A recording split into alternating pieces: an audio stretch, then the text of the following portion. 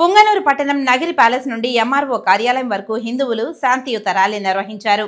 బంగ్లాదేశ్లో హిందువులపై జరుగుతున్న మారణకాండకు నిరసనగా పుంగనూరులో హిందూ సంఘాలు ర్యాలీ నిర్వహించి బంగ్లాదేశ్ హిందువుల పక్షాన యావత్ ప్రపంచం గళం విప్పాలంటూ నినాదాలు చేశారు.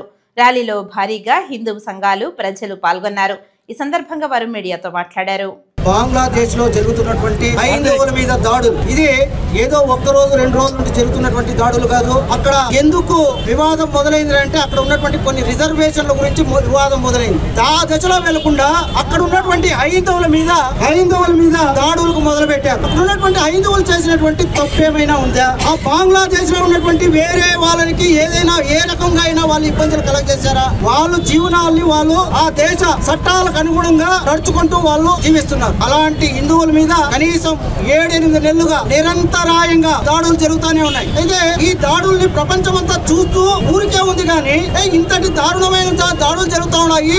హైందవ మహిళల మాన ప్రాణాలు తృణప్రాయంగా హరింపబడతా ఉన్నాయి. వాళ్ళకి ఏదైనా న్యాయం జరగాల, అక్కడున్న వాళ్ళు కూడా శాంతియుతంగా ఆ దేశంలో జీవనం సాగించాలా అనే లేకుండా గడిపేస్తున్నారు. అయితే ఇప్పుడే చైతన్యవంతులు అయ్యారో ఏమో ఆ మహనీయుడు స్వామి చిన్మయానంద స్వామీజీ గారు ఒక ఉద్యమాన్ని మొదలు పెట్టారు. అక్కడ ఉన్నటువంటి కొద్ది మంది హైందవులతోటనే ఒక చైతన్యాన్ని వాళ్ళల్లో రగిల్చి ఒక పోరాటాన్ని మొదలు పెట్టారు. దాన్ని సహించలేక ఆయన్ని బంధించడము, ఆయన మీద దేశద్రోహపు కేసులు నమోదు చేయడము అనేది చేయడం జరిగింది. దీన్నంతా వ్యతిరేకిస్తూ ఈ రోజు యావత్ దేశంలోనే కాదు ప్రపంచంలో ఉన్నటువంటి నలుమూలలో ఉన్నటువంటి హైందవులందరూ ఒకేసారి ముక్త ఘట్టంతో అక్కడ ఉన్నటువంటి వాళ్ళకి న్యాయం జరగాల. ముందు ఇలాంటి దాడులు జరగకూడదు.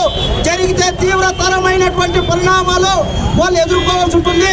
ఇక్కడ ఉన్నటువంటి ప్రతి ఒక్కరూ కూడా మనం పెట్టిన పిచ్చ బంగ్లాదేశ్ అది వాళ్ళు గుర్తురిగి మసులుకోవాలా. ఇక్కడ ఉన్నటువంటి మన ప్రధానమంత్రి కావచ్చు, ఇంకెవరైనా కావచ్చు, అక్కడ జరుగుతున్నటువంటి దాడులను వెంటనే నిలిపి వేయడానికి వాళ్ళకి హెచ్చరికల్ని పంపాలని చెప్పి మేము విన్నవించుకుంటున్నాము. ఓం నమో వెంకటేశాయ.